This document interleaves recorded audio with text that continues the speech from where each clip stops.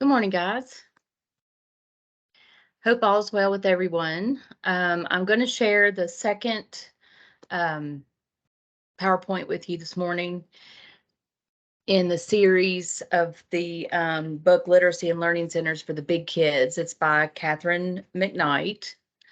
So I'm going to share my screen. While I'm sharing the screen, I wanted to thank you guys for the comments. Let me get where I'm going here. And make a note or make a comment about the assessment. Now, one of the comments mentioned that formative assessment was important as far as giving a grade, and that is important, so important.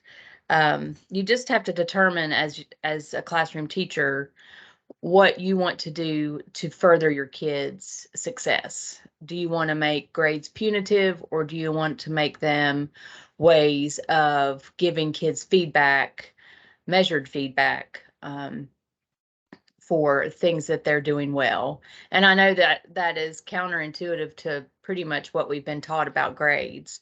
But I've found that when you give them not necessarily grades, but you give them feedback, you give them formative assessment.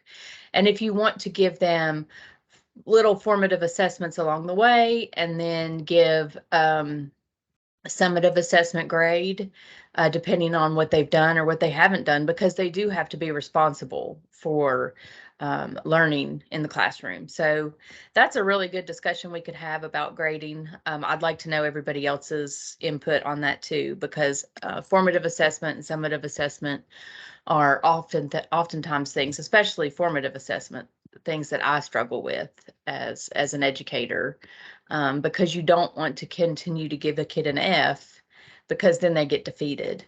But then you don't want them to not do what they're supposed to do either. So it's a double-edged sword, I think. So I like that comment, and I would very much like to have a discussion about that at some point. All right, so moving forward. So we're still on the book study. This is the second video in the series of 3 about literacy and learning centers for the big kids. And this is by Katherine McKnight. This one is going to go into the 3 specific sections for the literacy and learning centers. And this is consistently referred to as LLC. Step 1 is the mini lesson, and this is where you get to do your thing with your teacher-led instruction. Step 2 is student practice, and we'll get to see different ways of giving them opportunities to practice. And step 3, center time, and this is where they actually get to go into centers where they get to do different things with whatever it is that you're covering in class. Okay, so step 1, the mini lesson. First of all, you need to chunk your instruction. Thanks to recent neuroscience research, we know that the working memory of the brain can manipulate only so much information at a time. Therefore, the brain prefers new information to be presented. So you chunk in small pieces of information, things that are easily digestible by your kids. And they're thinking 15 minutes is the magical number here of time spent on the lesson. So that might be 1 or 2 things that you want to cover, say metaphor and simile, or different pieces of figurative language. And that's coming from me as an English teacher, but that can work for any subject. It can work for math, it can work for history. So moving on down to determining your content. And what I'm going to do with this is I'm just going to read you the sections in the book for each of these 8 things, so you can see what McKnight says herself.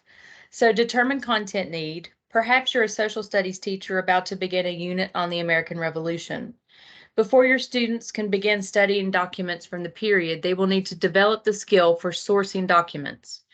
You might be a math teacher who needs to ensure that students have a thorough understanding of the difference between perimeter and circumference. And this was the most important thing from determining content. To determine content, the need is to identify what skills and content are needed at each stage of an instructional unit. So you determine what you need as far as what the unit is that you're teaching. Number 2, keep them short. Any mini lesson that is more than 15 minutes is too long. So that's what I said a few minutes ago. You have to give them short bursts of information. Remember that we need to chunk information since the brain has a limited working memory. Number 3, make them simple. Many lessons are most effective when concepts and skills are broken down into the most digestible chunks. In other words, something that they're going to learn in that little bit of time and that they can take and piggyback it onto something they've already learned, or use that as the basis for future learning. Number 4, engage students and provide interaction.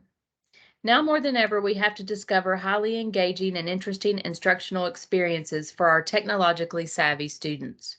Our 21st century students have unlimited access to information at any time. Consequently, classrooms must provide hands-on experiences that resemble the real world. And that is so important. My fellow teachers and I talk about this all the time. What are we getting them ready for? It is our responsibility, and I'm a high school teacher, and so are my fellow teachers. And we struggle a lot with feeling like we're not preparing them as well as we should for the real world. So this is a really good way for us to insert our what we want them to learn to get out into the real world, and the things that we teach them for them to be able to use. Provide practice time. That's number 5. Before students are ready to implement newly acquired content, knowledge, and skills into their learning, they need practice. Build practice time into the mini lessons. And 6, consider what's next.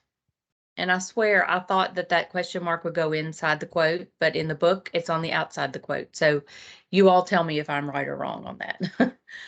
Perhaps your students have mastered the ability to identify and recognize figurative language like similes and metaphors in literature.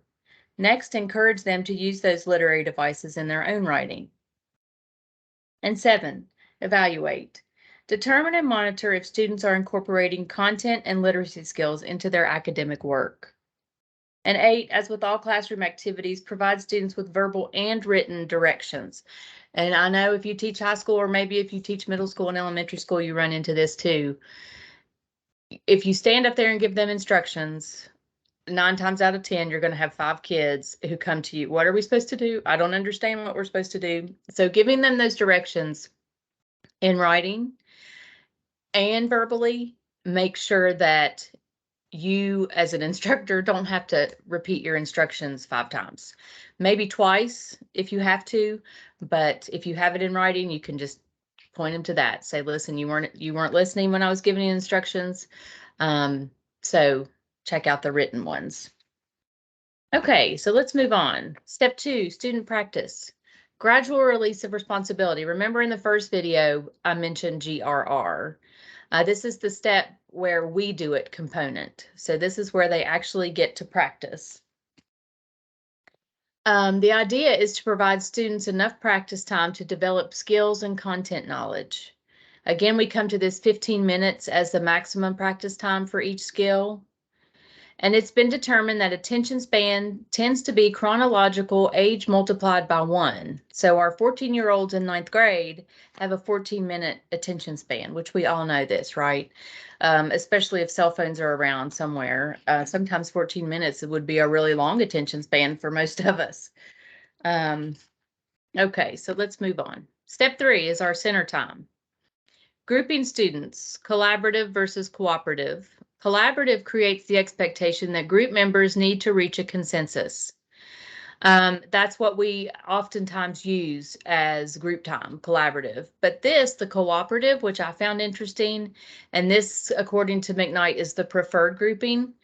Students prioritize discussion to share ideas and answers. It's acceptable for there to be more than one answer and approach now that discussion and content exploration are primary goals. This was enlightening to me, that we could let the kids go far enough to discuss and potentially come up with multiple answers. This I really liked. The next, students are grouped based on readiness, ability, and choice in a flexible grouping model. One of the most important features of the LLC model is flexible grouping. And I'm going to read you those. The first one is ability grouping. And that's based on student performance. Most teachers use standardized testing data or measures like Lexile to create these groups.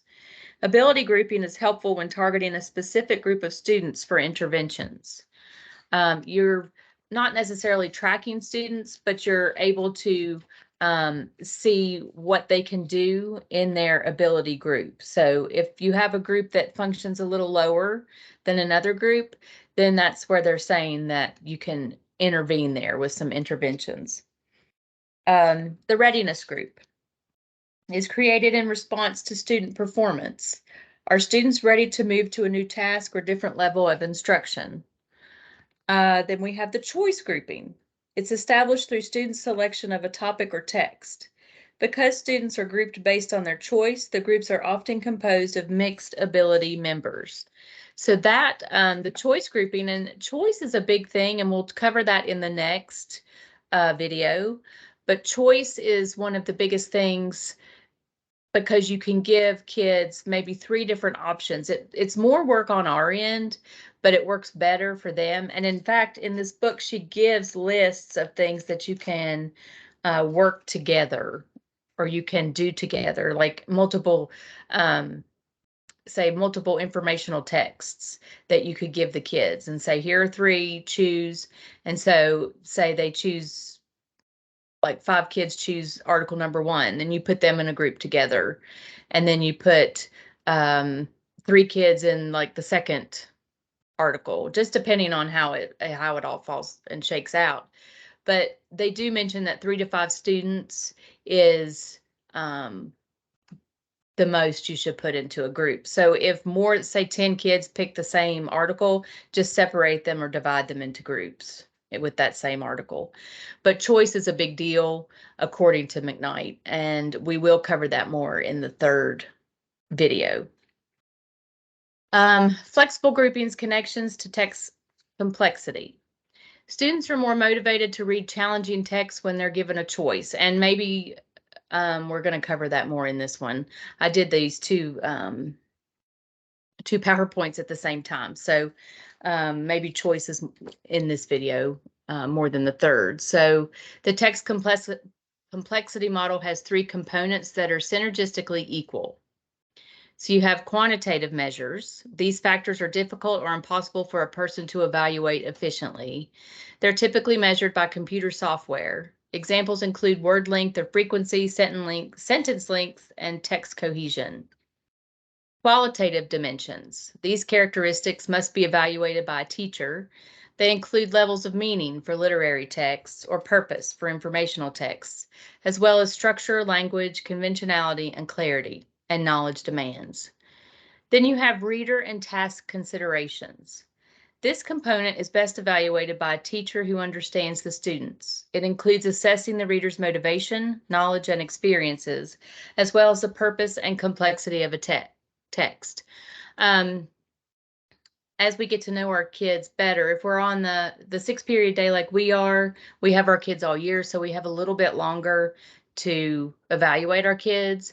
But those block schedules where you only have kids for a semester, it's harder to do this, and you have to do it more quickly when you're considering the readers. All right, the nitty-gritty of planning for literacy and learning centers. Basing lessons on a weekly calendar is not conducive to the Literacy and Learning Center, LLC, and that is, speaking of counterintuitive, that is definitely counterintuitive to what we're used to doing. Usually if we're required to have lesson plans, we have to have them by week.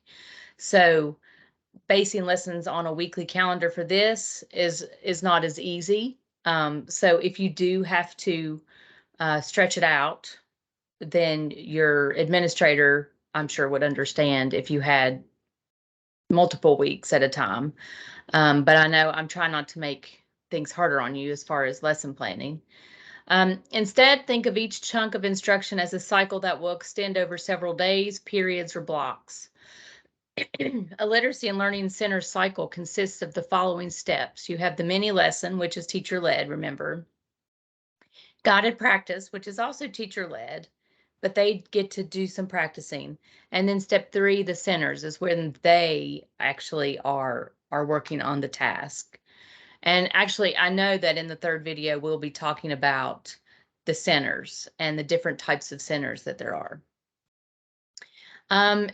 A literacy and learning center cycle, it develops a clearly articulated set of learning goals and specific content knowledge, provides ample practice time, provides student choices as appropriate, which we talked about in the last slide, and integrates formative assessment. And there's that formative assessment again.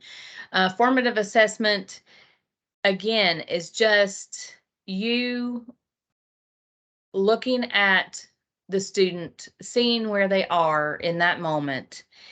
You can communicate that with the student at that moment, or you can come back and do another formative assessment, say the next day or the day after that.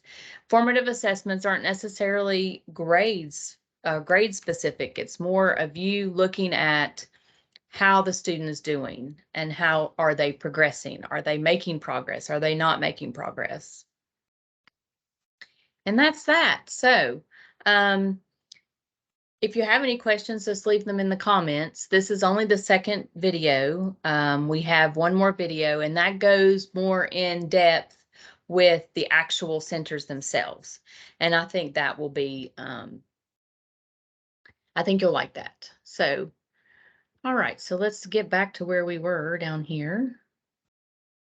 And I look forward to your comments, and hopefully we'll see you at the next video. Thank you very much.